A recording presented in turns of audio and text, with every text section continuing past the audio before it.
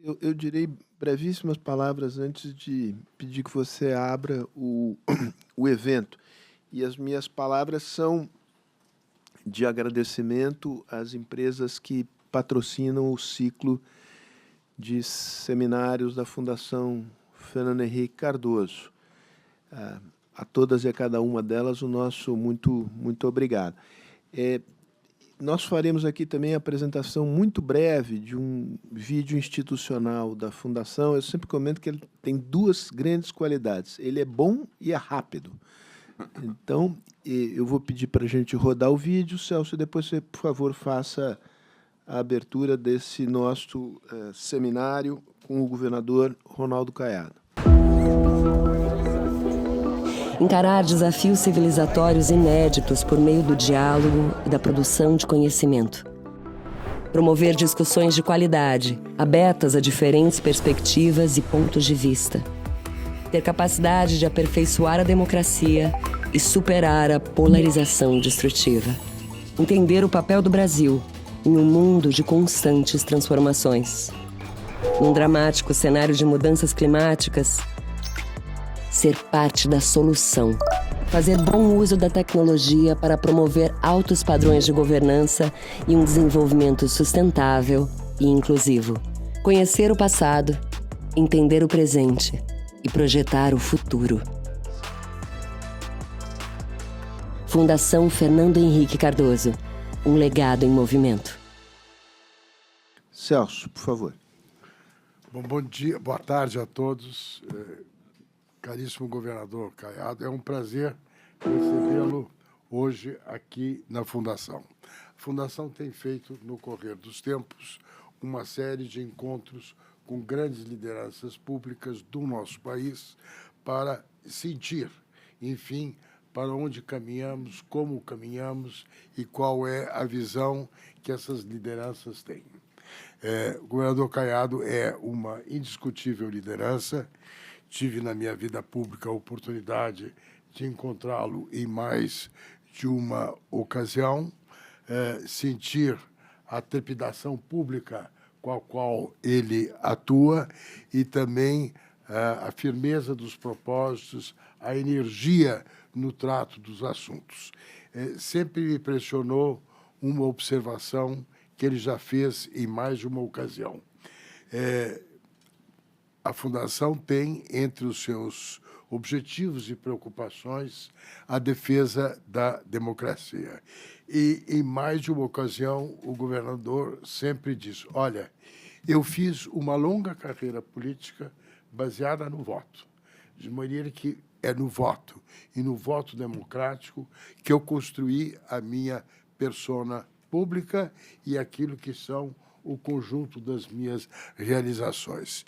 E o meu sucesso eleitoral no correr dos anos é uma expressão do reconhecimento do espírito público com o qual eu atuei.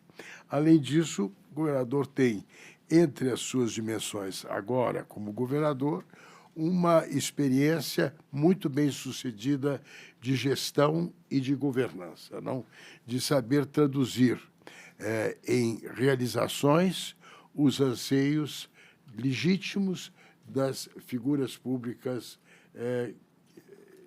que têm responsabilidade. De maneira que é com muito prazer que nós vamos ouvi-lo com um reconhecimento do seu papel e do seu significado no cenário nacional. Nós fazemos, normalmente, seguimos a seguinte orientação. O governador fala, enfim, meia hora, enfim, com relativa liberdade para mais ou para menos. A Marta, que é uma qualificadíssima politóloga, que foi minha colaboradora no período em que dirigia a FAPESP, vai poder também dizer alguma coisa em torno disso. E o Sérgio, que tem a convicção de que ele deve, como diretor executivo, exercer a função com mão de ferro, mas com uma luva da delicadeza, vai cuidar da sua. A palavra é sua.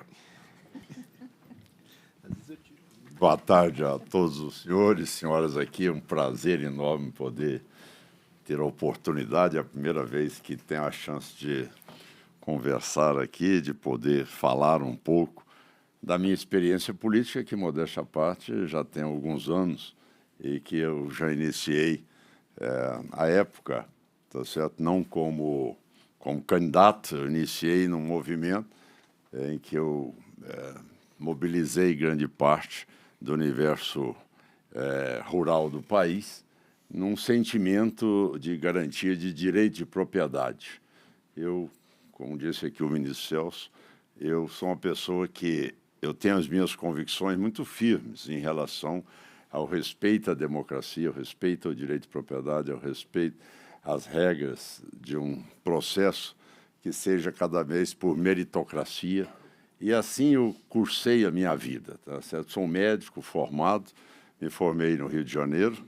De lá eu realmente fiz minha pós-graduação em cirurgia da coluna vertebral, exerci a medicina por 50 anos e durante todo o tempo buscando cada vez mais técnicas mais modernas que pudessem ali obter resultados mais compatíveis com lesões graves, medulares, tumores, traumas, e sempre foi esse o meu objetivo. A época em que, certo, nós lutamos também por um reconhecimento de um setor que, naquele momento, eu já fazia um diagnóstico em que o Brasil, em termos de outras nações do mundo, nós não éramos ali competitivos em manufaturados, nós não éramos competitivos na área da educação, nem na tecnologia, na inovação, ainda estamos muito atrás ainda, estamos deixando muito a desejar, mas deveu-se a uma área de ciência que foi o pessoal da Embrapa, à época, por Alisson Paulinelli, desenvolvida aonde a tecnologia chegou no campo muito à frente do que chegou em outros setores no Brasil. Ou seja, eu costumo dizer que o grão de soja tem mais tecnologia do que um iPhone. Ou seja, hoje você vê aquilo que se existia antigamente, a soja era plantada no Rio Grande do Sul, no Paraná, né, onde você tem um clima mais temperado. Tá certo? O clima tropical você não tinha isso. Então você vê hoje que nós somos aí hoje os maiores produtores de grãos, também de proteínas no mundo, e isso dá ao Brasil hoje uma condição de segurança alimentar que nenhum outro país consegue ter com o mesmo padrão de preservação ambiental dentro de um Código Florestal brasileiro que é extremamente restritivo também e preservando aqui todos os nossos biomas. Mas junto a isso, vocês entendem, eu fui parlamentar como deputado federal 5 mandatos, tá certo? E logo depois, senador da República, e tive a oportunidade de chegar ao governo do estado de Goiás. Ou seja, uma experiência que todos às vezes falam, mas ele é deputado, o deputado não tem muita vivência de executivo, então nunca vai dar certo porque ele é legislador. É algo que a gente precisa de derrubar essa tese, porque ela não tem sustentação. Pelo contrário, o deputado federal, um senador, um deputado, ele tem muito mais capacidade de governança, porque ele entende que ele não é dono da verdade. Então, isso é muito importante para que o cidadão chegue, não vestido na tese de que é dono da caneta e que ele resolve tudo e que o que ele decide está decidido. Como eu aprendi na vida que eu era 513 avos na Câmara e era 181 avos no Senado Federal, eu sempre trabalhei muito também no sentido de construir maioria para tentar aprovar algum projeto. Do contrário, ficava aquilo apenas como uma suposição. Olha, fui lá, apresentei um projeto, mas também nunca trabalhou o projeto. Tem muito parlamentar que passa pelo Congresso, não sabe nem o que está ali fazendo, e muito menos onde é que é uma comissão, onde é que é uma discussão, um plenário, e muitas vezes nunca usou a tribuna e, na maioria das vezes, vota pelo voto da liderança. Então, quer dizer, modéstia à parte, nós exercemos a parte nossa de deputado e de senador da República com um compromisso de poder debater temas, que é o que sempre me apaixonou na vida, é o debate. Eu acho que aí é que se enriquece. A gente não é obrigatoriamente, você não vai convencer a todos, mas a beleza do painel é aquilo ali.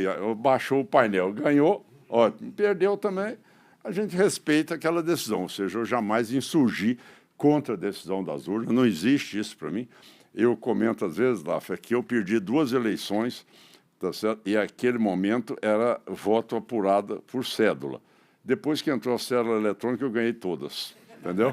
Então, eu não tenho nenhuma queixa com a urna eletrônica, pelo contrário. A partir daí, eu passei a ser quase que campeão em todas as campanhas. Bom, mas, dizendo isso, pela minha passagem a livre do Congresso Nacional, eu me candidatei a governador do Estado. E era normal isso aí. Poxa, o Caiado não sabe administrar nenhum carrinho de pipoca, como é que vai administrar um Estado e tal, numa situação difícil, o Estado bloqueado no Tesouro, sem direito qualquer a empréstimo, tá certo? Com salários atrasados, uma situação da criminalidade também muito avançada. Às vezes as pessoas acham que Goiás, por ser um Estado... não é pequeno, não está de 350 mil quilômetros quadrados, não é um estado pequeno, tá certo? Mas às vezes fala assim, mas Goiás, tal, às vezes é fácil você instalar-se uma segurança no estado. Não, não é. A região do entorno de Brasília, ali era um cinturão, ocupado pelas maiores facções criminosas, porque Brasília é o maior IDH, maior renda per capita do país. Então, ali era o grande mercado. Então, as grandes ocupações ali, em todas as 17 cidades que compõem o entorno de Brasília, que é o segundo maior eleitorado de Goiás. Não é? Então, é uma presença da segunda maior população do Estado, está naquela região. Então, é um Estado que precisava, naquele momento, de poder ter um diagnóstico. Ou seja, eu tinha problema na saúde, eu tinha problema na educação, eu tinha problema nos programas sociais, eu tinha problema nas rodovias e eu tinha problema na segurança. Todas essas áreas, se você analisar, não tem nenhuma que você consiga dar início a ela com capacidade de poder ter um resultado a mais ou a curto prazo, com maior celeridade, do que realmente a área da segurança pública. Ou seja, ao início do trabalho, é um trabalho que nós fizemos com muita competência, tá certo? Nós formamos mais de 1.000 homens na área da inteligência, nós tivemos a capacidade de poder fazer a segurança preventiva, tanto é que Goiás nunca teve mais um assalto a banco, nunca teve um assalto a carro forte, nunca teve um novo cangaço, nunca teve mais um sequestro, não se tem mais invasões. Então, nós conseguimos fazer com que houvesse uma integração entre a Polícia Militar, a Polícia Civil, a Polícia Científica, junto com a nossa Polícia Federal, com a nossa Polícia Rodoviária Federal, tá certo?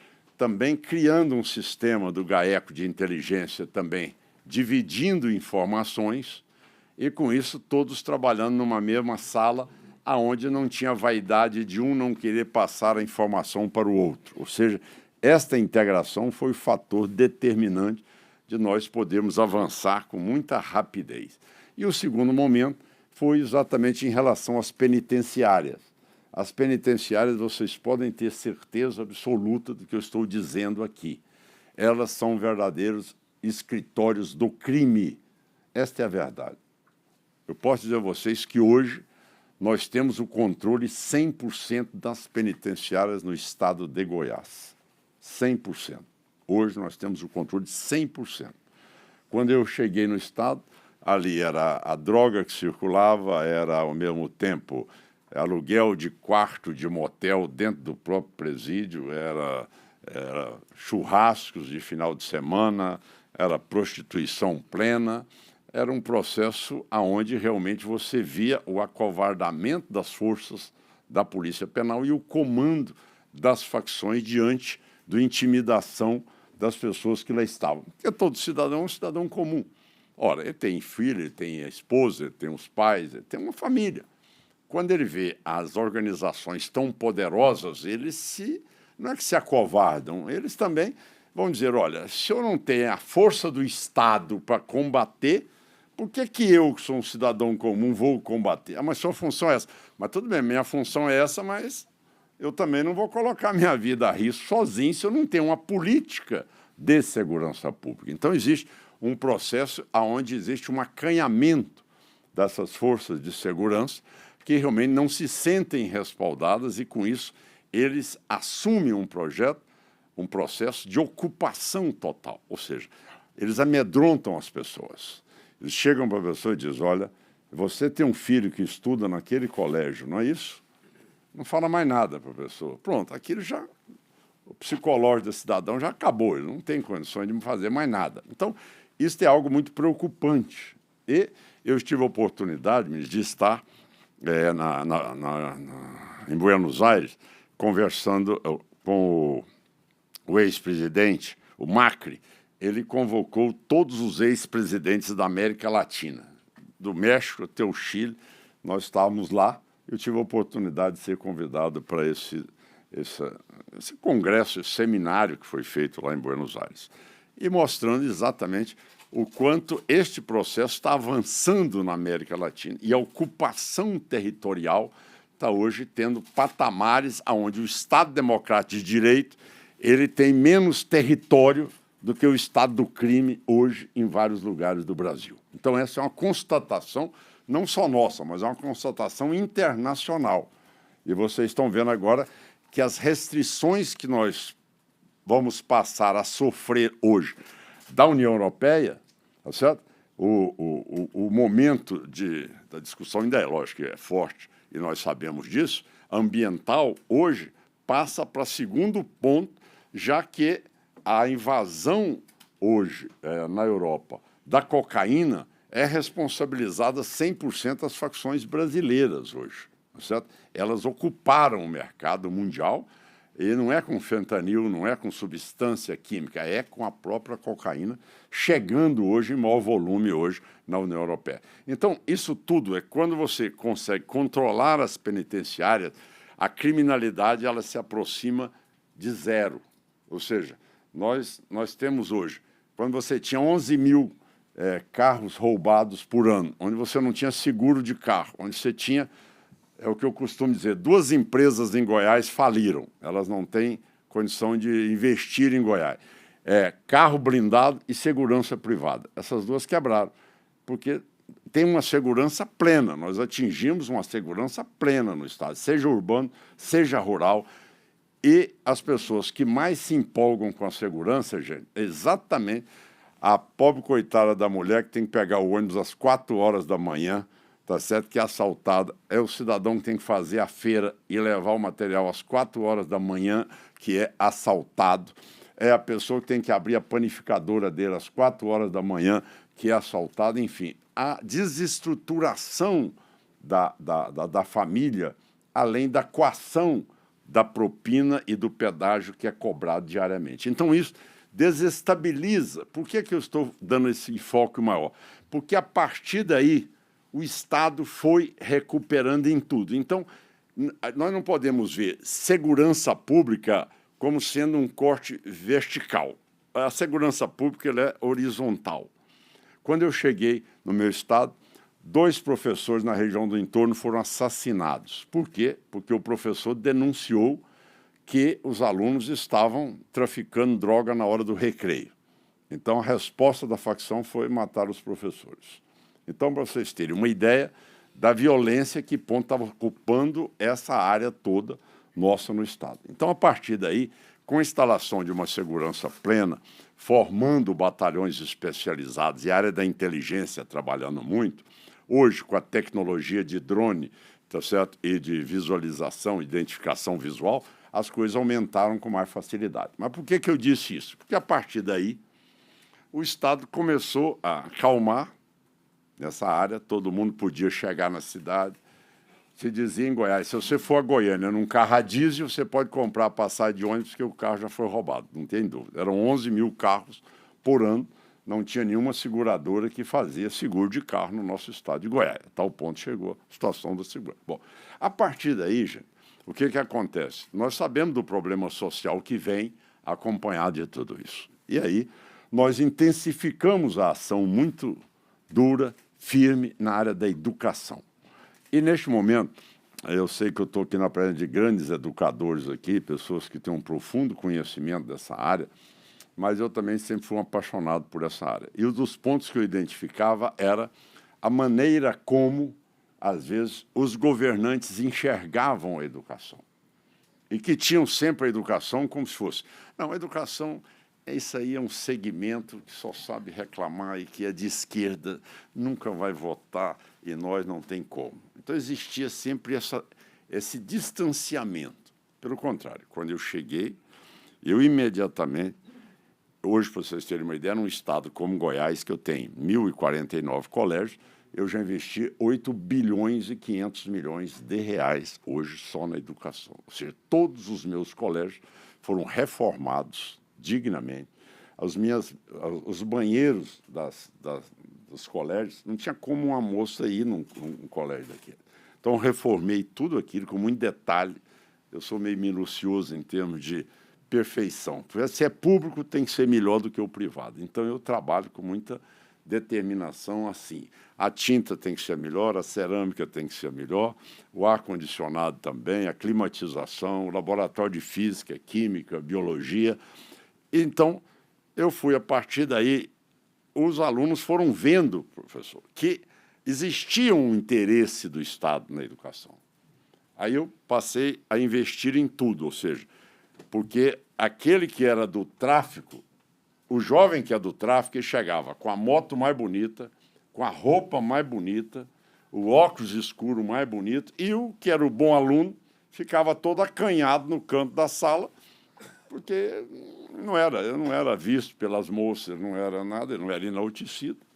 Então, eu uniformizei meus meninos todos, do tênis a toda a roupa do esporte, o uniforme para clima mais quente, para clima mais frio, tá certo? Fiz um acordo com a Google, comprei Chromebook para todos os alunos meus do ensino médio e o 9º ano do ensino fundamental, tá certo? Isso deu uma perspectiva para meus alunos poderem ter acesso e uma revisão bibliográfica de cada tema com muito mais facilidade. E aí eu busquei, o que eu estava dizendo ali, a professora Maria, é que eu busquei o Itaú, Unibanco, o Sonho Grande, o Península, a Ayrton Senna, busquei todas essas instituições que se ocupam da educação e fiz convênio com todas elas com a meta de dizer eu vou ser primeiro lugar no IDEB e pronto, acabou. E era a meta minha. E aí, eu estava comentando com os senhores, superei um problema político, ou seja, o Unibanco resolveu o meu problema, tá certo? Aonde os políticos chegavam e diziam, olha, eu quero que aquela coordenadora seja minha, por indicação política, ou diretora seja, então eu quero a ocupação em todos os 17 regionais do estado de Goiás, eu quero isso, conforme foi assim, durante o tempo todo. Falei, não tem problema, vocês podem indicar os nomes aqui, maravilha. Todos vocês indicaram os nomes, eu mandava para o Itaú fazer a prova de proficiência e vinha lá, analfabeta. E aí eu simplesmente encaminhava para o colega, falava, infelizmente a sua professora, a sua coordenadora não tem condições de assumir o cargo. Com isso deu a minha secretária de Educação, que eu quero aqui elogiá-la, tá certo, a Fátima Gaviola, a condição dela ter a independência de fazer as provas e poder implantar uma educação nos moldes de quem realmente tinha preocupação com uma educação de qualidade. E aí, replicando o Ceará, nós fizemos aquela alteração na emenda constitucional, que buscamos aí o repasse do ICMS, que é do governador, aos colégios que tinham, no 2º ano do ensino fundamental, atingido a condição de ler e, ao mesmo tempo, interpretar a leitura que estava fazendo. Então, isso aí deu a nós também uma alavancagem muito grande para se ter uma integração entre o ensino fundamental e o ensino médio com uma grade curricular que ela tinha uma continuidade e não aquela solução de continuidade de sair de um ensino de uma prefeitura que não tinha muito cuidado com outro que tinha, mas que amanhã era incapaz de poder continuar, ou seja, era um analfabeto funcional. A grande verdade era essa, e não tinha capacidade de poder ser aprovado. E, a partir daí, nós estipulamos aquilo que até o governo agora copiou, desde 2021, que foi, eu identifiquei a evasão no ensino médio.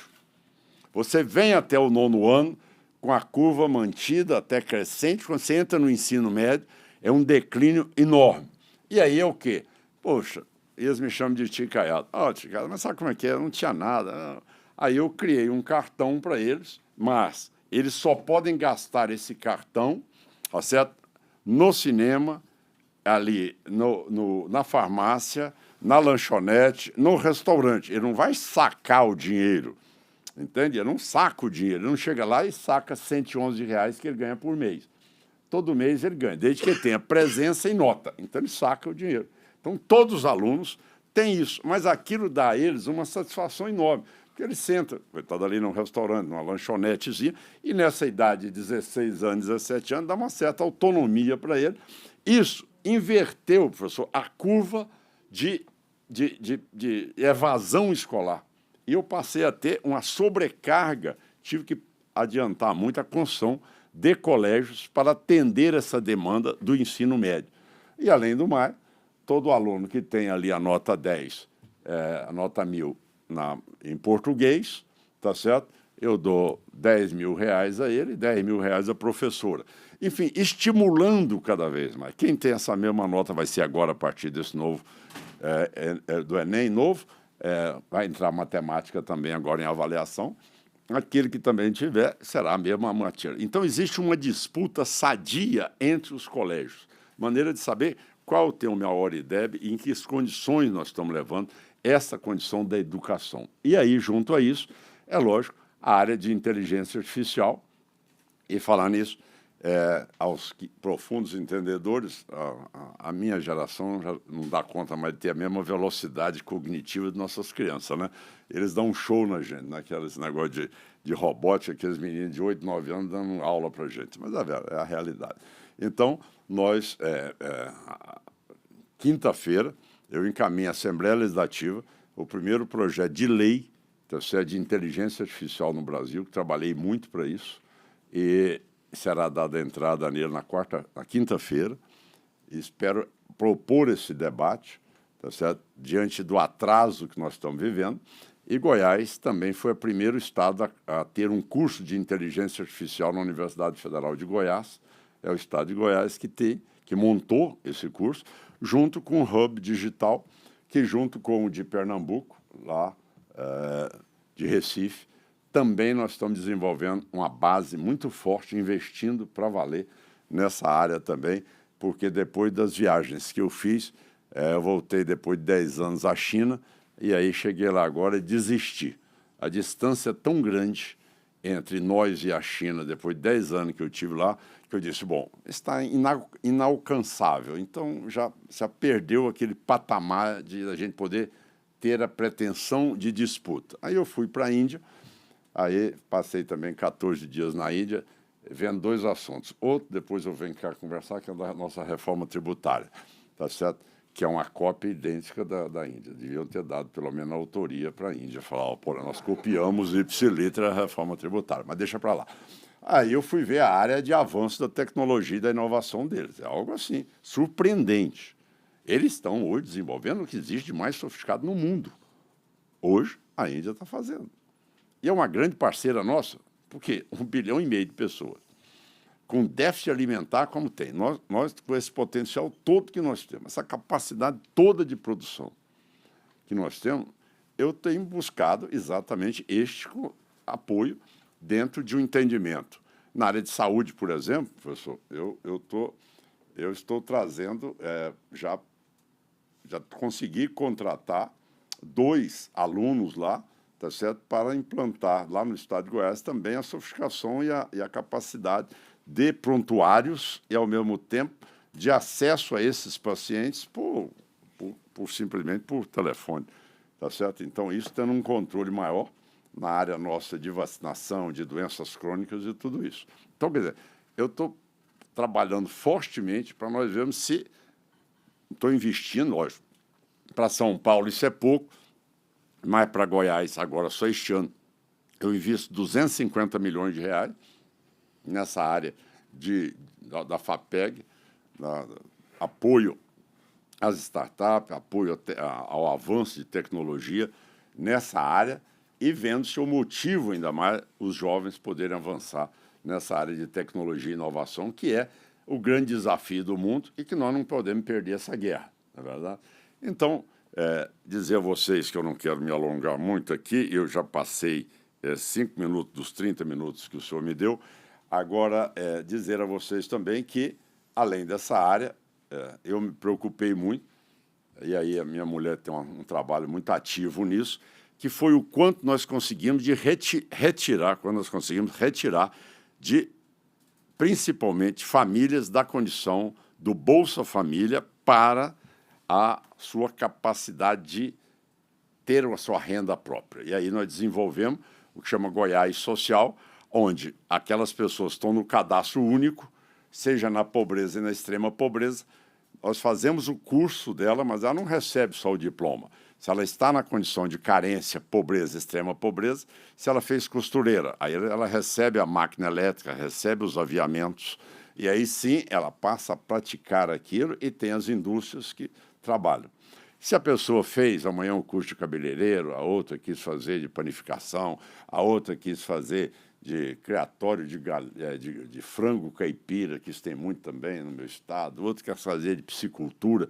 Então, dentro deste valor, o Estado garante esse dinheiro a ela sem que ela tenha que retornar para o Estado, o que deu uma condição de nós hoje termos, disputando com Santa Catarina, nós somos o Estado com o menor percentual na pobreza e na extrema pobreza no Brasil.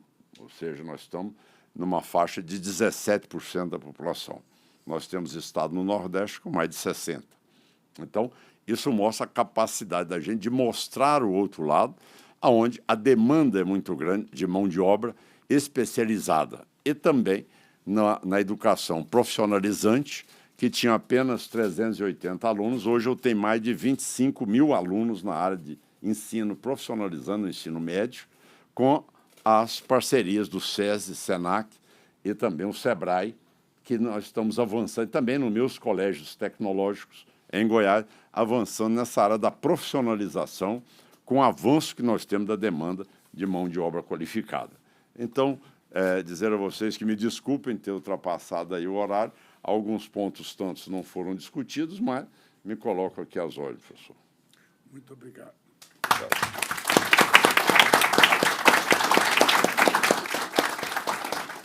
Marta. Muito boa tarde a todos. Governador, muito obrigado pela sua exposição, pela clareza da exposição e pela exposição das suas prioridades no governo do Estado. Mas o senhor não mencionou duas coisas na sua exposição sobre as quais eu gostaria de voltar. A primeira delas é que uma pesquisa recente da Quest mostra o senhor como o governador mais bem avaliado do Brasil. Então, isso que mereceria ser mencionado. E a segunda delas, que me surpreendeu um pouco, é que o senhor é candidato à presidência da República. E nós aqui somos potenciais eleitores desta eleição, e é nessa condição que eu gostaria de lhe fazer 3 perguntas, para lhe escutar. A primeira delas é assim, nós sabemos que essas pesquisas eleitorais das candidaturas, né, o valor preditivo delas se aproxima do zero, né? Primeiro, porque as pesquisas erram, e segundo, porque nós estamos a 1 ano e meio das eleições. Então, isso, no tempo político, é um tempo enorme, né? No início desse ano, quando o presidente Trump foi eleito, se imaginava que a candidatura dele turbinaria a extrema-direita no mundo, e o que está acontecendo é o contrário. Parece que ele é um cabo eleitoral da esquerda a julgar pelas últimas eleições. Isso tudo para dizer assim, que as nossas previsões sobre o longo prazo a gente mais erra do que acerta. Mas, de outro lado, as pesquisas dizem que existem 2 campos no Brasil, né? O campo da esquerda, que tem um desafio de natureza sucessória, se o presidente Lula vai ser candidato, se ele será competitivo, se ele será capaz de eleger o seu sucessor e tal. E a disputa no campo da direita é uma disputa em que um candidato de direita precisaria, eu não diria crucialmente, eu gostaria de se discutir sobre isso, dos votos da extrema-direita ou de um campo da direita, ou, dito fulanizando, do bolsonarismo, né? E parece muito claro para muitos atores políticos que o preço do presidente Bolsonaro é uma espécie de anistia, uma espécie de indulto a candidatos no campo da direita que parecem dispostos a pagar, ou pelo menos um candidato parece disposto a pagar esse preço. E eu queria lhe perguntar qual é a sua risca de giz. Qual é a sua risca de giz? Até onde o senhor iria? Tá bom. A sua risca de giz está além da urna eletrônica, do apoio à urna eletrônica, porque isso aqui é uma questão de composição de uma chapa. E qual é a sua visão sobre a natureza dessa disputa? A segunda... O senhor quer essa é a primeira, não foi não. Eu tenho três, como o senhor quiser, eu posso fazer as três. Não, foi não. Eu prefiro sempre receber muitas, porque aí eu digo assim, acho que não vai dar tempo de responder todas. Olha as que responde. Desculpa, eu acho que eu aqui... A segunda pergunta diz respeito à natureza da presidência da República hoje, né? É fato que a instituição da presidência da República hoje, como instituição, o Executivo Federal está muito enfraquecido quando comparado com o passado. Não é apenas o presidente Lula que está fraco, é o Executivo Federal que não dispõe mais dos instrumentos de que dispõe do passado. Eu não estou nem mencionando, o senhor mencionou isso, a qualidade dos homens públicos no Congresso, eu estou me referindo à qualidade da representação no Congresso, eu estou me referindo aos poderes da presidência da República, o presidente do seu partido na Câmara dos Deputados recentemente recusou um ministério, então isso aqui foi considerado, essa recusa foi considerada icônica, né, porque ela sinalizou digamos assim, uma baixa disposição de lideranças políticas de participarem do ministério. Então, a minha pergunta como o senhor é candidato à presidência da República, né, que reformas seriam necessárias para tornar a presidência da República o epicentro do sistema político brasileiro, como ele foi no passado, né? Ou não? É uma questão apenas de montar uma coalizão majoritária no Congresso, né? Qual é a sua visão sobre o papel institucional da presidência da República hoje, o que teria que ser feito para que a presidência da República pudesse realmente ser exercida, né? E a minha terceira questão é um pouquinho só uma breve provocação. Como uma experiência tão bem sucedida na segurança pública, o senhor não seria favorável a exportar esse sistema e criar um sistema único de segurança pública no Brasil, caso venha a ser eleito? Então, dado o fato de que a questão da segurança é uma questão central para o eleitorado hoje, ter uma política nacional de segurança pública com base na sua experiência não seria também uma questão de primeira ordem? Muito obrigada.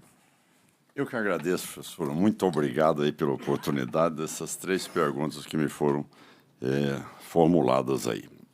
Primeiro, em relação à nossa pré-candidatura. Eu não podia também, se me autorizar, 1 minuto só, porque o meu secretário de Planejamento está aqui, e como eu não falei nada do equilíbrio fiscal, ele vai ficar um pouco chateado comigo, que eu diria a vocês que, além da segurança pública, Goiás hoje é um estado com a maior liquidez que tem no país. A reforma da Previdência foi a mais ampla que se aprovou no Brasil, tá certo? E hoje eu tive só na Previdência uma alteração da curva com uma diminuição de gasto de 2,4 bilhões de reais no meu estado de Goiás. Então, não só na reforma da Previdência, nos incentivos fiscais, no tamanho do Estado, tá certo? Nós fizemos com que o Estado recuperasse essa condição que hoje você pode ver que é ao contrário do Brasil, que aumenta muito mais suas despesas. E em relação ao seu PIB, Goiás é um estado que mantém essa condição equilibrada e está com superávit naquilo que nós geramos como riquezas, tá certo? Então, o equilíbrio fiscal, eu diria que 2 pilares são fundamentais.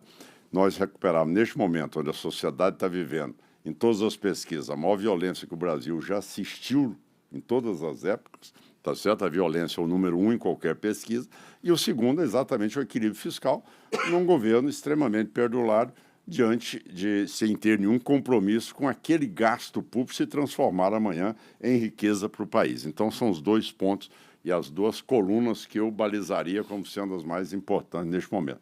Mas vamos aqui, o caso específico aqui das candidaturas. É lógico que eu investi um pouco a ordem na minha vida política. A primeira candidatura minha foi a presidente da República em 1989, eu era o mais jovem candidato, eu tinha 39 anos de idade, tá certo? E aí, meu pai me dizia que eu não tinha nenhum fio de cabelo branco, que eu não criasse juízo, que não poderia ser, mas naquela idade a gente às vezes não escuta bem os pais, e realmente eu fui. Mas foram debates interessantes, né? Não tinha maqueteiro, não tinha nenhuma montagem antes, todo mundo ia espontaneamente.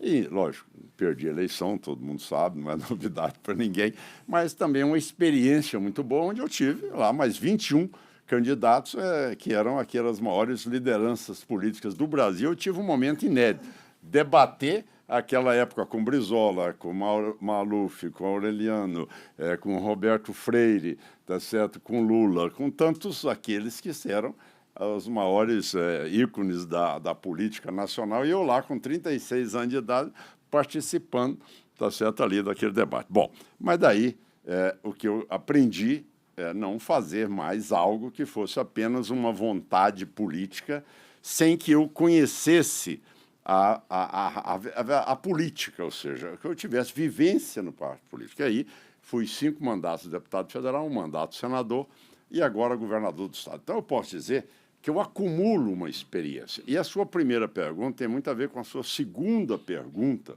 também, que é em relação ao presidencialismo, ou seja, ao sistema de governo. Então, o que acontece é que eu me coloquei como candidato, como pré-candidato, com antecedência. Por quê, professora Marta? Se eu estou num estado que só tem 5 milhões de votos, ou eu vou andar o Brasil, ou senão eu vou querer o milagre da divina providência, eu tenho que fazer por onde? Na verdade, então eu tenho que andar mesmo, lancei minha pré-campanha, estou andando o Brasil.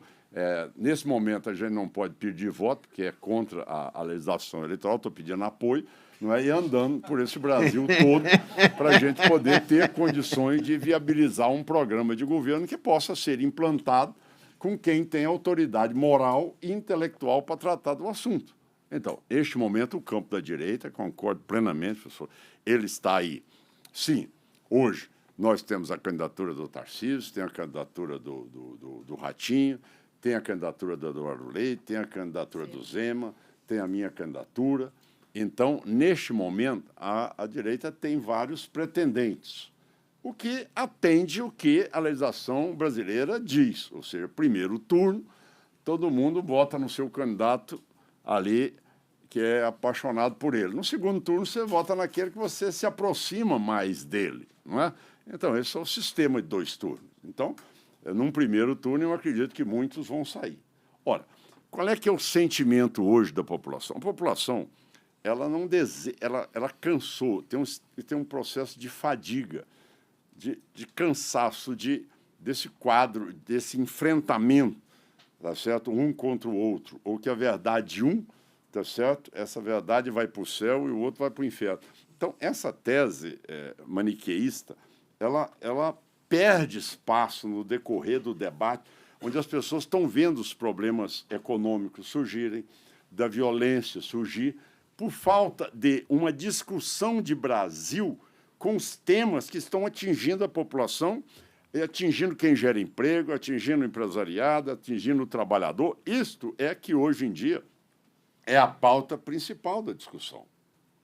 Então, não dá para você estar discutindo o problema ali de extremas.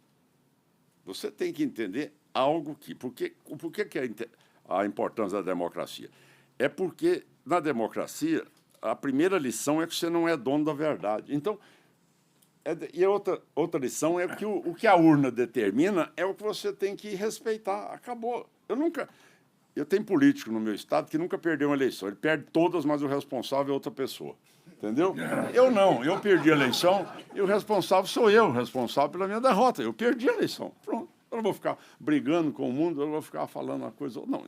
Então, a gente tem que ter humildade de se submeter à vontade. Ela é soberana. Votou lá, ganhou, perdeu, vamos para a próxima. É desse jeito que eu fiz. Como agora, também eu venho de um acúmulo de experiência como essa, tá certo? A minha conduta sempre foi uma conduta, e aí o ministro Celso colocou muito bem, sempre foi de centro-direita, sempre foi a minha autenticidade política. Eu nunca oscilei na minha vida assim, eu nunca tive aquele momento assim de 180 graus. Não, eu sempre tive uma coerência ali, sempre tive a minha posição, tal, mas sempre dentro do jogo democrático. Nunca na minha vida não existe uma ação minha que desrespeite parâmetros democráticos. Não existe, em hora alguma na minha vida. Então, sou uma pessoa preparada para o debate, gosto de eleição, sou ferrenho numa campanha eleitoral. Agora, resultado, abriu a urna, para mim é sagrado, acabou, vamos trabalhar. Então, esse é o pensamento que eu tenho. Hoje, o que as pesquisas demonstram? A centro-direita hoje, ela indiscutivelmente, dentro das avaliações que são feitas, tá certo? Ela vai ganhar as eleições. Quem vai para o segundo turno, hoje, ganha as eleições. Por quê? Porque o problema hoje é que também o presidente Lula demonstrou que ele não está mostrando aquele mesmo interesse que ele teve em outras campanhas, não está tendo a mesma performance que teve, tá certo? E ele não deu certo nesse terceiro governo. Tá certo? É aquele negócio, não deu certo. Às vezes a pessoa vai... Aquele dia você vai estar bem de jogo, daquele dia você não dá certo. Então, quer dizer, nesse momento, não deu certo o governo dele. Por que não deu certo? E aí vem a sua segunda pergunta. A natureza do sistema eleitoral brasileiro. Aí encaixa perfeitamente. Porque o Brasil, tá certo, que já fez um plebiscito, tá, que já mostrou que é o presidencialismo, que não admite outro tipo, nem monarquia, nem parlamentarismo, e nem muito menos o hibridismo de um semi-presidencialismo. Eu não conheço sistema eleitoral, tá certo? E, olha, trabalhei muito na reforma tributária, trabalhei muito no processo também de voto regional, como voto em lista, trabalhei muito isso, perdemos por poucos votos no Congresso Nacional, tá certo? Então, acho que temos que ter outras discussões futuras, isso é assunto do plenário, do Congresso, mas o presidencialismo ele foi destruído no Brasil, totalmente. Onde é que está a liturgia do cargo da presidência da República, professora Marta? Acabou. Eu fui deputado federal e senador com 1,5 milhão de emendas por ano, sem ser impositiva. Hoje, o parlamentar do baixo clero tem 100 milhões. O senador tem 300 milhões. O discricionário hoje, o ministro não tem nem um centavo. Tem que pedir para o relator, libera para mim uma emenda. Vem cá, eu sou presidencialista, é o meu plano de governo que foi colocado lá. Não foi do deputado. O plano de governo é do presidente da República. Não é? O deputado foi feito para aprovar o orçamento, fiscalizar o orçamento e legislar nas matérias de lei complementar, lei ordinária e PEC. Pronto. Isso é a finalidade de deputado e de senador. Agora, não é ele decidir que vai repassar o dinheiro que é discricionário, que está no meu plano de governo, para fazer o que ele acha que deve fazer no município. Então, isso aí é insustentável. A pessoa tem que entender que, se eu estou no presidencialismo, o presidente sou eu. E aí eu não abro mão da minha prerrogativa. Aí eu sou extremamente convicto de que eu tenho que cumprir a minha posição no meu sistema. E aí não é ser autoritário. Aí é ser cumpridor do sistema político brasileiro. Eu não estou vivendo em parlamentarismo. Se for parlamentarismo, tudo bem. Siga o parlamentarismo. Agora, se for presidente, as regras, quem assume o risco, quem amanhã vai ser testado de novo, se vai ser aprovado ou não, é aquele que está no executivo. O deputado estadual, ele não tem que dar satisfação do plano de governo. Então, eu concordo plenamente, é uma posição que eu não transijo dela, e acho que esta ausência, muitas vezes acarretada por quê? Vai fazer uma CPI do presidente. Ah, tá bom, então libera mais emenda impositiva, individual. Vai ser outra CPI. Ah, então emenda também uma emenda ali de bancada impositiva. Ah, depois uma emenda de comissão, também mais uma emenda impositiva. Então, agavetou meu terceiro CPI, meu terceiro impeachment. Então, quer dizer, a presidência, a figura do presidente, ela foi ficando fragilizada diante dessa ameaça que é imposta, e ele entrega aquilo que é prerrogativa dele para o Congresso, para o Supremo, que legisla em matérias que são do Congresso também, e que tem que ter uma avaliação que precisa ser discutida. Então, como eu estava dizendo aqui no começo da minha fala, eu governo assim.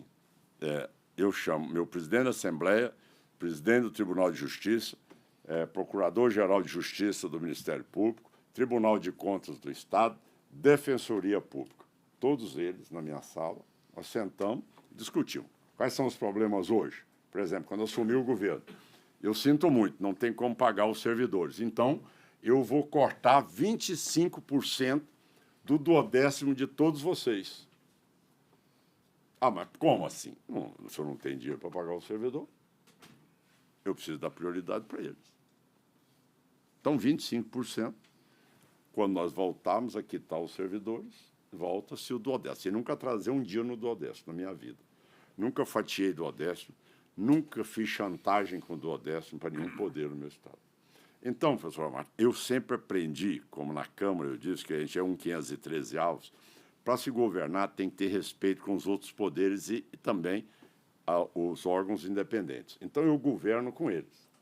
Ao assumir a decisão minha, que fui o primeiro governador no país, tá certo? A fazer o decreto de isolamento social no Covid. Primeiro, o mundo desabou na minha cabeça. Você foi o primeiro que fiz o isolamento social. Chamei todos eles e comuniquei que a responsabilidade era minha. Eu sou médico. Acima de governador, sou médico. Então, tem que cuidar de vida. Ali é a ciência. Aí eu determinei o fechamento.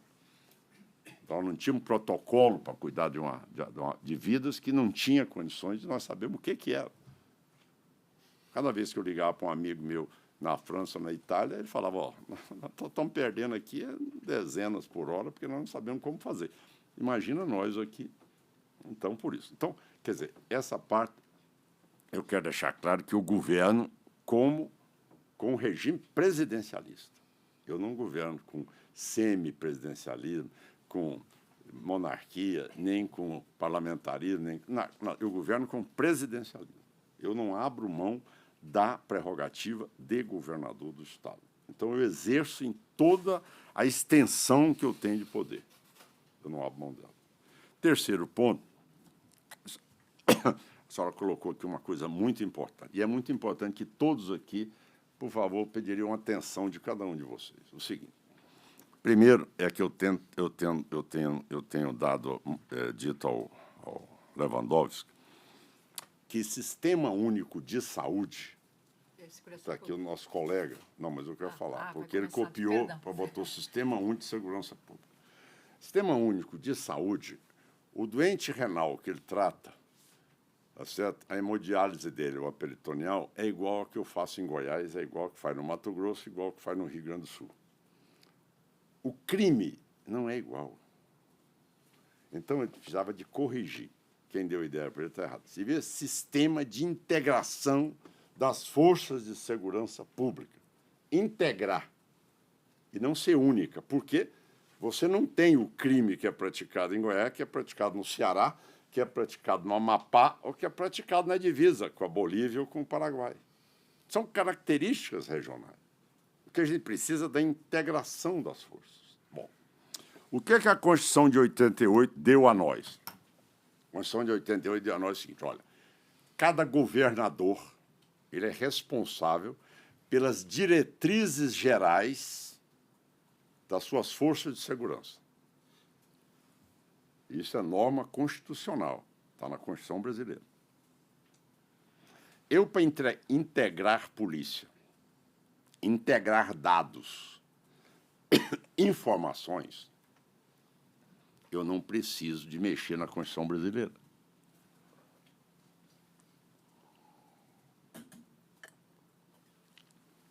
Isso é lei ordinária, no máximo lei complementar. Vai integrar agora as nossas informações, todos os casos que tiver, todos os dados aí de levantamento da Polícia Penal sobre dados de coleta de higiene de cada um dos assassinos, no Brasil inteiro, carteira de identidade unificada, sistema único de transferência das características do preso, dos crimes que tem, num banco de dados nacional, não tem problema nenhum. Qual o problema? Lei ordinária. Maioria simples. Agora, onde é que está o perigo? É exatamente tirar dos entes federados. E aí sim, aí ele usa um artifício inteligente. Mas eu convivi naquela casa um pouco, eu sei de ler texto legislativo, na verdade, porque a gente tem que saber ler e interpretar, porque senão, assim, então ele bota lá, assim, de maneira muito inteligente. As diretrizes gerais definidas pelo ministro da Justiça, a partir dali, seguirão, não, ou serão orientadoras da segurança pública no país. Então, toda decisão geral nacional prevalece sobre a decisão geral estadual. Então, ele vai dizer para mim assim, amanhã, por exemplo, lá em Goiás, eu tenho minha lei, sabia? Eu sou o que mais legislo hoje no Brasil em temas nacionais. Eu legislei a inteligência artificial, vou entregar primeiro. Bioinsumos, eu sou o primeiro no país, já tem 5 indústrias de bioinsumo hoje no Brasil. Bioinsumo hoje, de origem de material não fóssil, não é hoje adubo químico, não. É adubo de origem orgânica. Então, eu tenho. Eu também legislei o seguinte, todo o faccionado e todo estuprador não tem direito à visita íntima. A partir daí, ó, calou-se o Supremo. Calou-se a penitenciária. Por quê? Não é a visita íntima, é a porta-voz do crime. Ó, você vai sair daqui, você vai mandar matar esse policial penal, vai mandar matar mais aquele, vai mandar trazer tantas toneladas de cocaína para cá. Quer dizer, ela é simplesmente porta-voz do crime. Então, em Goiás, por exemplo, faccionado, estuprador não tem visita íntima. Amanhã, a legislação brasileira diz lá, o ministro diz lá, olha, em tais condições, libera-se visita íntima, todos os presos faccionados também terão toda essa garantia de poder ir. Bom, voltou-se o escritório do crime dentro da penitenciária de novo. Eu não tenho controle mais. Então, quer dizer, fica o judiciário querendo dar uma de bonzinho, enquanto a vida é daqueles que estão fazendo o combate à criminalidade. O cidadão vai falar, pô, governador, eu não quero ser policial penal com rigidez dentro da penitenciária mais, porque a partir de agora minha vida está em risco. Então, a gente tem que saber, é igual medicamento, tá certo? A segurança pública, o remédio, a dose é diferente em Goiás, é diferente no Rio Grande do Sul, é diferente em São Paulo, é diferente no Rio de Janeiro, é diferente em Fortaleza, é diferente em Salvador. Ela não tem uma dose única.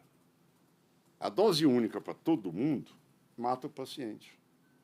Então, o Estado ele tem que ter autonomia. Agora, vamos lá. A Constituição Federal diz o seguinte: por que os crimes federais estão tráfico de droga, contrabando de armas, lavagem de dinheiro, fronteiras? A Constituição diz isso é crime federal. Por que eles não cuidam dele? Por que não faz nada? Ele quer assumir o controle nacional, sendo que vem para a televisão semana passada e diz: estou vivendo numa situação deplorável. Cortaram mais 500 milhões do fundo de penitenciária e do fundo de segurança pública. Ele mesmo deu entrevista. O próprio ministro. Estou vivendo uma situação terrível, insustentável. No Congresso Nacional, cortaram mais 500 milhões. Gente, você não tem uma tropa capaz de poder fazer fronteira, você não tem drones de longa distância, você não tem satélite de controle de fronteira, você não tem menor capacidade de abrir nem, tá certo, o COAF para nós. Você acha que a minha Secretaria de Segurança Pública tem acesso ao COAF? Não tem. Quantos bandidos hoje eu tenho lá que eu não... faccionado, que eu não consigo abrir a conta dele no COAF? Todos, não consigo. Não tem nem essa divisão conosco, que eu passo todas as informações minhas para o governo. Então, o Sistema Único de Segurança Pública deveria ser Sistema Integrado de Segurança Pública, mas não precisava de concentrar esse poder e retirar de nós, governadores, uma prerrogativa. E aí que ele fica louco, porque uma coisa que eu gosto é saber regimento de Congresso Nacional. Eu sou apaixonado por isso. Eu já travei debate 3, 4, 5 dias só no regimento. Entendeu? Porque eu sou estudioso de regimento. Então, eu sou estudioso de legislação. Eu falei para o Lewandowski, tudo bem, você retira isso aqui. A regra geral sua não vai prevalecer sobre a regra geral dos estados. Integrar, botar na Constituição brasileira aquele calhamaço de regra que é tudo lei ordinária. Quer dizer, gente, são as espertezas que não têm sentido. E por isso que eu posso dizer a senhora com maior tranquilidade, professor, não vai ser aprovado no Congresso. Não vai ser aprovado nem na Câmara e nem no Senado. Tá certo? Não tem a menor chance de evoluir. Então, se ele mostrasse, não, estou investindo tecnologia, inovação, vamos fazer um acordo, já que é só a Colômbia, o Peru e a Bolívia que produzem cocaína, vamos fazer uma ação aí mundial para todos nós dar uma saída para eles não poderem tanto produzir cocaína, vamos dar um estímulo para eles para poder contornar essa produção que eles têm. Só 3 países. Então, por que custaria isso? Você vai dizer, mas existe os químicos agora, tá certo? As drogas químicas. Tudo bem, mas aí é um outro passo. Mas você vai dando passo. Você não vê nenhuma política nacional para tomar conta das nossas divisas, dos nossos portos, nem trazer tecnologia para isso, nem para nada. Você tem satélites hoje de capacidade de detalhe mínimo das coisas. Então, aquelas pessoas que estão dentro, tá certo, daquele grupo de risco, ele é muito bem ali identificado, controlado. Agora, isto aí é que não pode, não resolve o problema e retira dos governadores a prerrogativa de tratar os crimes, que, na verdade, somos nós que fazemos esse combate. Muito bem. Tem perguntas, governador, que chegaram da plateia, foram selecionadas e grande parte dessas perguntas diz respeito ao tema da segurança e eu acho, minha avaliação, eu vou olhar uma a uma aqui, mas parece que o senhor as respondeu a todas, né? Um tema correlato no sentido que é um tema federativo também, que é o tema da reforma tributária. O senhor mencionou ao início o milagre da Índia. A Índia conseguiu aprovar um IVA, parecia uma tarefa politicamente impossível e foi aprovada. O senhor se insurgiu frontalmente contra o projeto de reforma tributária dos impostos sobre consumo. Eu confesso que, naquele momento, e continuo com a mesma visão, tive dificuldade de entender a sua posição, sobretudo da perspectiva de quem é um postulante à presidência da República. Pergunta que eu me fazia e que agora eu faço ao senhor. Um político experimentado, né, o senhor tem uma trajetória que, atualmente, na política brasileira, eu diria, ninguém tem. Provavelmente ninguém tem este acúmulo de experiência. Está se comportando, digamos, da lógica, digamos, da perspectiva do seu Estado, que o senhor mesmo disse, tem 5 milhões. Não faz sentido do ponto de vista eleitoral. Para não entrar na discussão, digamos, de substância da reforma, não sou especialista em reforma tributária, o que eu conheço disso é quando a minha relação pessoal com o Bernardo Api, que é meu amigo há 45 anos. Mas isso não tem nenhuma importância, a minha amizade com o Bernardo Api. É entender a sua posição. Obrigado.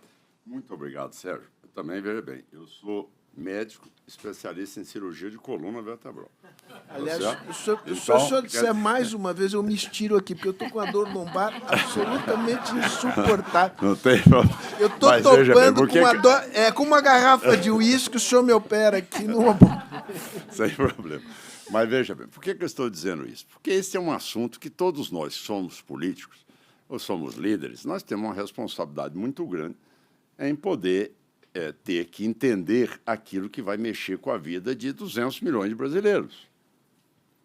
Então, quando você copia um modelo, você tem que entender que a Índia ela tem 80% da população dela na informalidade.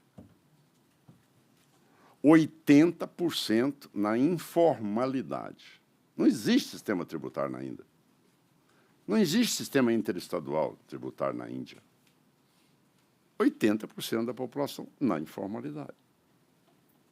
Então, o que eles fizeram? Olha, como é que eu vou fazer? Vou fazer um cadastro único, monto uma estrutura aqui que eu tenho a melhor tecnologia do mundo, que até hoje não conseguiram ainda. Eu estive lá tem menos de um mês. E vou coletar todos esses 1 bilhão e 500 milhões de indianos, tá certo? E, a partir daí, eu vou concentrar essa arrecadação e vou repassá-la pelo critério, tá certo, de maior capacidade. Não é mais na origem que você transfere o dinheiro, é mais no consumidor, ou seja, o IVA é do consumo. Não é? Então, tudo bem. Aí, vamos embora, vamos tocar. Não tinha sistema nenhum, instalou-se o primeiro sistema tributário na Índia, em 2017. Certo? Eles fizeram a compensação durante 5 anos, até 2022. Você chega lá e pergunta ao comitê gestor, olha, o que está acontecendo? Porque aí o Eric, meu secretário, foi secretário tributário, secretário de planejamento, secretário da economia. Isso eu levei a parte técnica, porque eu, como cirurgião, para tratar de um assunto tão delicado como esse, eu levei todo o meu pessoal, pedi ao governo indiano que realmente nos desse essa oportunidade. Eles nos receberam, assim, portas abertas, 4 horas de exposição e de debate. 4 horas. Eles não negaram nenhuma resposta. Aí foi a resposta que eu perguntei a eles. Olha, como é que eu tenho um valor único, tá certo, do IVA, tá certo, que ele vai funcionar nas regiões mais distantes da Índia, que tem 1/3 do território brasileiro, um pouco mais, 1/3 do território brasileiro, certo? E 1,5 bilhão de pessoas. Nós temos 220 milhões e um território de 8 milhões e 500 mil quilômetros quadrados. Então, como é que isso vai funcionar aqui? Ele disse, olha, não vai criar uma concentração nas regiões ricas? Ele disse, sim, vai. Falei, bom, não deu, estou escutando direito, vem cá. Mas vocês vão concentrar, então? Sim, os 3 estados mais ricos da Índia, todas as empresas estão migrando para lá. Ora, a empresa vai trabalhar onde? Onde não tem consumidor? Ou tem que ter consumidor e renda per capita. Não adianta você ter só o consumidor no Nordeste brasileiro, que tem muita gente, mas não tem renda. Mas, antigamente, já tudo na informalidade, essa é a realidade. As empresas estão migrando para os 3 estados mais ricos da Índia. Você chega em Mumbai, você chega em Nova Delhi, é uma loucura. É o mundo está lá dentro. Então, quer dizer, essa migração ela vai acontecer. Agora, eu lhe pergunto, nós temos 200 milhões de brasileiros. Nós temos hoje um clima tropical. Nós somos o único país do mundo que temos condições, a Índia também é sistema tropical, de termos 3 safras ano. Nós somos um país que nós temos uma área, tá certo, de expansão com tecnologia que nenhum país do mundo tem. Nós somos a maior segurança alimentar do mundo. Quando eu entrei no Congresso, tá certo, em 1991, que eu tomei posse, até hoje, a nossa safra saiu de 57 milhões de toneladas de grãos para 330 milhões de toneladas de grãos. Então, você imagina o que é isso. Você multiplica por 6. Certo? Então, essa é uma realidade de um país. Agora, você vai trazer um sistema aonde regiões que são extremamente produtoras, ela não tem consumo.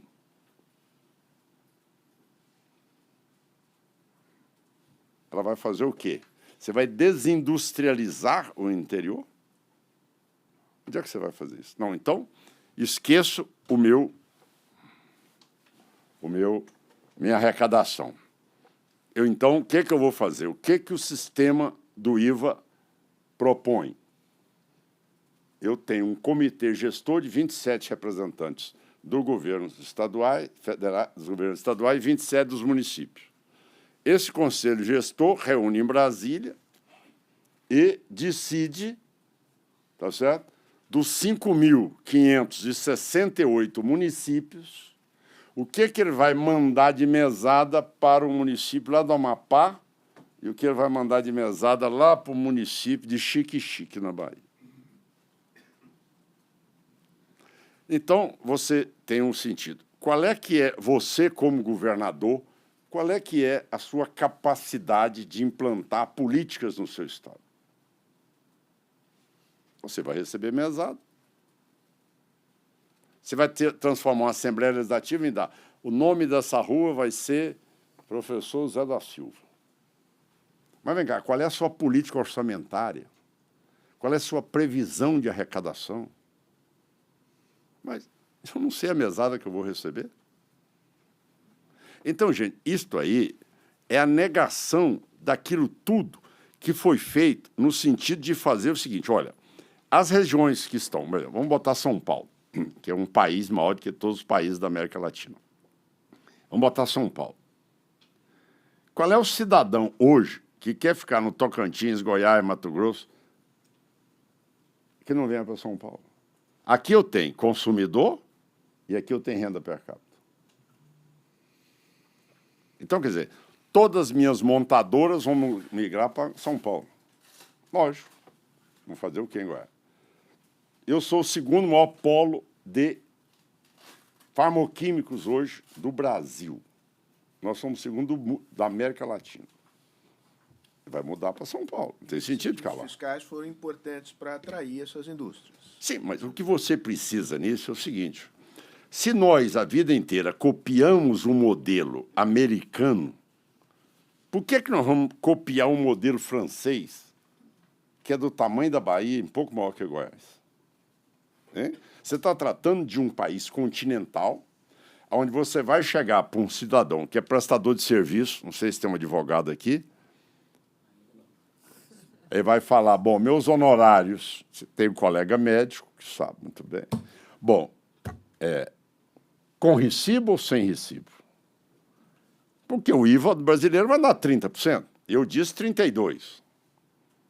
E o pescoço do meu secretário está em jogo. Vai finalizar com 32%.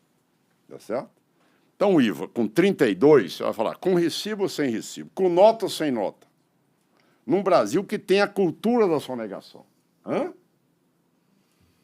E o que é que a Constituição fez, brasileira? Ela criou o ICMS. Ora, o ICMS é o IVA.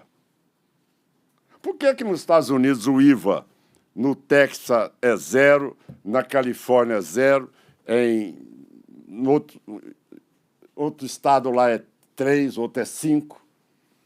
Gente, isso é política estadual. Se eu sou frágil numa coisa, eu boto o IVA 0. Se eu sou bom naquela coisa, em produzir commodities agrícolas, eu vou subir meu imposto aqui naquilo que eu tenho condições de sustentar. Então, cada realidade se adequa de acordo com aquilo. Agora, ele quer botar um sistema único no país inteiro, onde você tem uma cultura de sonegação, ninguém pega a nota fiscal. A pessoa não tem esse hábito de pegar a nota fiscal. Então, isso aí, para você poder amanhã saber o que seu estado, cada prefeitura, o que ela vai receber do ISS. Aí o cara vai sair de Manaus para ir lá em Brasília perguntar ao comitê gestor por que o ISS dele está dando a menos. Por que o IVA dele está dando menos que o ISS? Já pensou uma cidade igual Campinas, São Paulo, que ela não precisa Campinas, São Paulo, não precisa de repasse de fiscal, da nota fiscal nossa, não? Precisa. Só o que ela tem de ISS hoje em Campinas é muito maior do que repasse de FPM, repasse de FPR, repasse de tudo. Ela tem uma vida própria. Então, você vai mexer nessas estruturas todas e você vai ficar dependendo que um sistema que nem a Índia deu conta de implantar e que o Brasil quer ressuscitar SERPRO. Você ouviu falar no SERPRO? É um dinossauro que está enterrado há muitos anos, quer ressuscitar o SERPRO para poder montar essa base de dados, para montar uma inteligência e um software capaz de distribuir igualitariamente para os 5.568, de acordo com o gasto com a população, parâmetro populacional, parâmetro de renda, em cada 5.568 municípios e 27 estados. Desculpa, Sérgio, não vai dar certo. O senhor antecipa um cenário de grande judicialização desses sistemas tributários? Não, eu espero que eu vou ganhar e eu vou mudar.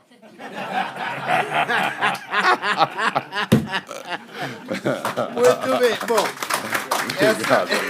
essa resposta, essa resposta aqui deveria ser um fecho, porque é impossível ter uma resposta tão boa quanto essa. Mas eu queria, para terminar, fazer uma pergunta que foi formulada pelo Fernando Freitas, que é do nosso Conselho Fiscal, porque ela desloca o eixo da discussão. Acho que as demais perguntas diziam respeito, basicamente, sobre questões federativas na dimensão tributária e de segurança.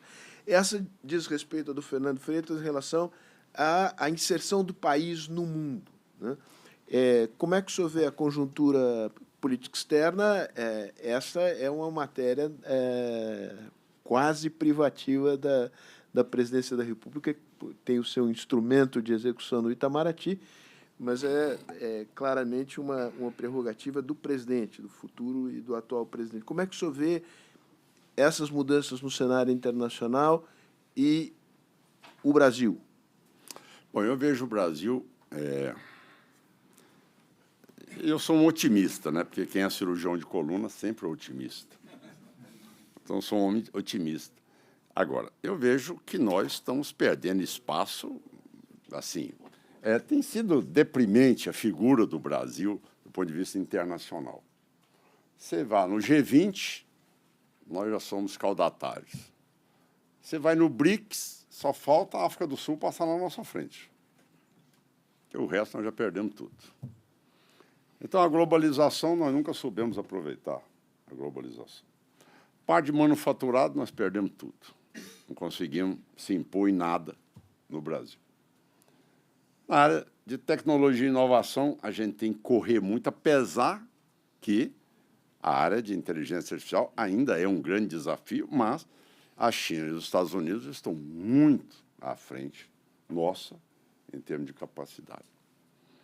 Nós estamos perdendo algo que é essência nossa. Nós somos o único país no mundo a definir uma política energética, tá certo? Capaz de ser fora de consumo de combustível fóssil no mundo. Nós somos o único país que tem matrizes, tá certo? Capazes de poder apresentar ali exatamente um combustível que ele é 100% orgânico. E estamos perdendo a guerra. Os chineses estão fazendo nós botarmos bateria em carro. Rapaz, nós temos o etanol, nós temos o biometano, nós temos a condição de desenvolver o SAF, nós temos etanol de segunda geração, nós temos a nossa capacidade de produção de NPK como adubo vindo da vinhaça, nós temos um potencial hídrico, nós temos um potencial solar e de litoral. E, de repente, nós estamos copiando. Agora é bonito, eu vou botar a placa asiática aqui no meu... Eu vou botar o meu carro, uma bateria chinesa. Rapaz, eu tenho o etanol, que é, sem dúvida nenhuma, a maior capacidade que eu tenho. Todos os meus ônibus em Goiás serão todos movidos. Num primeiro momento, eu estava sem alternativa, comprei uns elétricos. Só preciso de ver o trabalho que dá para botar ele funcionar. Agora eu estou comprando 500 ônibus, todos a biometano. Goiás vai sair na frente. Eu vou ser o maior produtor de biometano, derivado daquilo que é jogado lá, que é a vinhaça o vinhoto da cana. Então, hoje, o que eu fui fazer na Índia? Buscamos uma empresa, já está instalada em Goiás, já, em Rio Verde. Ela produz, desse vinhoto, ela produz o biometano, e a Scania entrou pesada conosco. Já estamos com os ônibus, até lá vai ser gás natural, e no final do ano em diante já tem biometano para poder cuidar deles. Tá certo? Eu tenho o etanol, eu tenho o biodiesel, tudo isso construído com a capacidade de tecnologia nossa. E nós desprezamos a nossa tecnologia, que ninguém tem a capacidade nossa. E aí, nem a Índia, porque eles não têm território. Eu andei no interior da Índia e vi lá. Quer dizer, com toda a tecnologia que eles têm hoje, eles não nos superam em produtividade na cana. Isso tudo nós estamos perdendo essa parte aí também de energia. Se nós perdermos a parte de inteligência artificial, aí vai sobrar para nós, tá certo? Uma parte que o Brasil não soube negociar. Nós hoje somos o país com maior produção, ou com perspectiva de produção, do minério chamado terras raras, do mundo. E terras raras brasileiras é diferente, não é terras raras leve, é terras raras pesadas, que é a mais rara que tem. E nós temos as maiores minas no mundo, e não soubemos usar isso, hora alguma. Parte certo? delas em Goiás. Grande parte delas em Goiás. Nós, Goiás e Minas, disputamos. Tá certo? Mas isso aí hoje é para tudo, né, meu? É para ressonância magnética, é para drone, é para esse material de voo supersônico e tudo isso, quer dizer, virou uma grande demanda, né? A Ucrânia já está recebendo o apoio dos americanos para poder explorar terras raras. E nós temos tudo isso e nunca soubemos entrar no mercado. Nós nunca soubemos nos posicionar para colocar, não, o Brasil, peraí, calma lá, mas eu não preciso de receber lição aqui de asiático nenhum sobre energia para descarbonização da atmosfera. Não preciso. Nós estamos recebendo. Então, você vê que em cada momento nosso, nós perdemos toda etapa durante esse período que eu me entendo por político e estou na vida pública, eu não vejo o Brasil ser a referência. O Brasil hoje só é referência, o que eu falo sempre. E se nós não avançarmos em inteligência artificial, daqui a uns dias a agricultura corre o risco de perder a vanguarda desse setor também, porque é o único que nós somos. Né? é Embraer e agricultura. Se você perguntar no mundo inteiro, nós só existimos nesses dois. Era carnaval e futebol, agora passou para ser Embraer e agricultura. São os únicos setores que nós somos referência no mundo. Nós não somos referência na educação. Pelo contrário, né? O primeiro congresso que eu fui em Oxford, o ministro da Coreia do Sul disse, não dá para discutir com os brasileiros. Vocês não sabem matemática e nós estamos ensinando. Aquela época, tá certo? Eles estavam ensinando inteligência artificial na Coreia do Sul. Veja bem a agressividade. Ele falou, não dá para conversar com vocês não sabem matemática. A prova de vocês vocês são o último ou penúltimo lugar na prova do PISA. Então, nós estamos perdendo em tudo, rapaz. Ou se tem um governo capaz de pautar matérias relevantes e ter credibilidade e independência moral para poder fazer com que dinheiro público seja aplicado e que secretário não seja e que ministro não seja por indicação política, mas seja por mérito, por competência, tarefa de casa. Secretário meu tem tarefa de casa, meu amigo. Ó, aqui, tarefa de casa. Você já fez tarefa de casa no primário? Você lavava lá, senão você ficava de castigo no fim da aula, não era? Tarefa de casa. Se não me entregar a tarefa de casa, você não serve para ser secretário. Então, esse é o pensamento que você vê. O que o Brasil hoje, tamanho continental, maior produção de água doce do mundo, 5 biomas diferentes, e nós estamos hoje numa condição que nós não somos uma alternativa de energia, nós não somos uma alternativa de inteligência artificial, nós não somos uma alternativa de educação. Perdemos, tá certo, a nossa parte cronológica hoje, tá certo, da nossa população. A Previdência já explodiu, na verdade, não se fecha mais um sustentando o outro. Pra você ter uma ideia, Goiás já inverteu a curva, eu tenho mais aposentado que ativo. Mas tudo bem, agora está na parte de capitalização. Tudo bem, saímos daquele sistema antigo. Tudo bem, mas ainda tem aquele rescaldo todo que vai durar aí mais tantos anos. Então, como é que nós vamos administrar equilíbrio fiscal, investimento em educação com resultado, mais tecnologia e inovação e poder direcionar alguma coisa para o mundo? Entende? Então, acho que o Brasil, até hoje, tem perdido em todas as etapas e tem ficado caudatário. Eu cheguei em Xangai, me mostraram um mapa, 20 anos atrás, o Rio de Janeiro tinha uma linha de metrô maior do que Xangai. Aí eu perguntei para eles, fora a rede de metrô, quanto vocês têm de transporte aqui ferroviário? Ele disse para nós, 111 mil quilômetros. No Brasil, você não tem 12 mil. E aquilo é bitola fina. Você tem que andar 10 km por hora. Lá eles andam 350. Então, eu acho que é essa coisa, Sérgio, que a gente precisa de saber se o problema ganhar a eleição é muito difícil, mas governar é muito mais difícil. Ou você tem coragem de governar, ou você tem independência moral, senão você vai ser preposto. Aí não vai ser.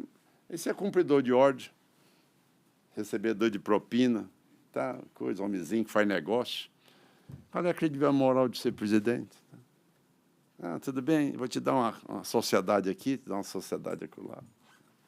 E aí vira essa falta de espírito público na política, e a juventude tem razão. Por que eu vou acreditar nisso aí? Se eu não tenho futuro nenhum. O futuro do jovem hoje é o que a mãe de um senador meu lá da Rondônia. É muito engraçado esse amincaiado. Eu encontrei uma senhora que trabalhou na casa de meus pais muitos anos, e eu a vi, ela estava toda lá arrumada. Eu falei, olha, Dona Maria, como é que está a senhora? A senhora está bem? Ela falou, estou chegando de viagem. Mas que coisa boa, só está com a velhice arrumada, tudo bem em casa, tudo maravilhoso. Mas é meu neto que me sustenta. Mas que coisa boa. Qual a profissão dele? Não, ele trabalha na facção.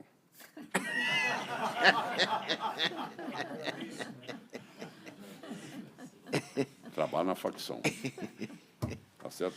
Sustenta a família inteira. É isso que nós estamos deixando acontecer com a nossa juventude. Entendeu? Agora, consertar tudo, não é. Mas tem que ter Se não começar, não vai arrumar nunca. Não vai arrumar nunca. Eu entrego um governo para o meu sucessor, dia 30 de março. Já estou morrendo de saudade já. Eu vim entregar o governo. Tem que se Entendeu? desincompatibilizar. Dia 30 de março, tá certo? Com 15 bilhões em caixa, certo? Liquidez plena. Fiz o primeiro fundo de equilíbrio fiscal do país. Peguei 1,5% do meu orçamento e botei como reserva. Então, eu tenho 5,5 bilhões de fundo de reserva, que nenhum... Se tem fundo soberano, é diferente. O meu não é fundo soberano, o meu é fundo de estabilização fiscal. Sou o único no país que tem 1,5% da minha receita.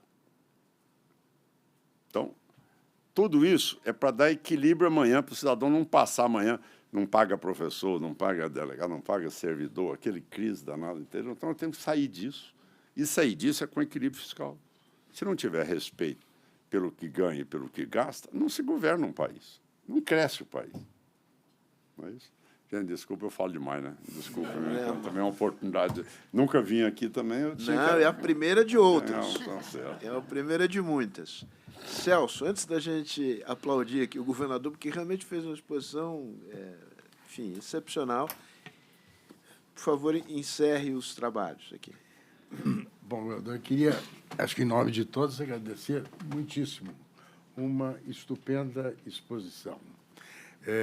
Um político francês que eu respeitava muito, que era o Mendes France, que também tinha a noção da realização das coisas e de equilíbrio fiscal, dizia que governar é escolher.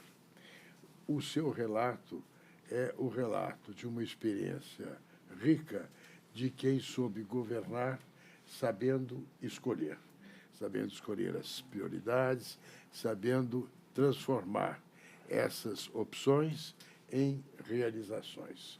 Do ponto de vista nosso, como brasileiros, é uma sensação de grande satisfação ver um homem público da sua estatura transmitir para nós, com a espontaneidade e a firmeza com que fez, o relato da sua experiência e as reflexões sobre o futuro do país e a sua perspectiva de como lidar com as coisas. O nosso presidente Fernando Henrique, cujo legado procuramos continuamente manter, sempre diz que a tarefa da liderança é saber ter um sentido de direção, de rumo. E a sua exposição é uma inequívoca explicitação do sentido de direção e de rumo do seu percurso. Muito obrigado. Obrigado, professor.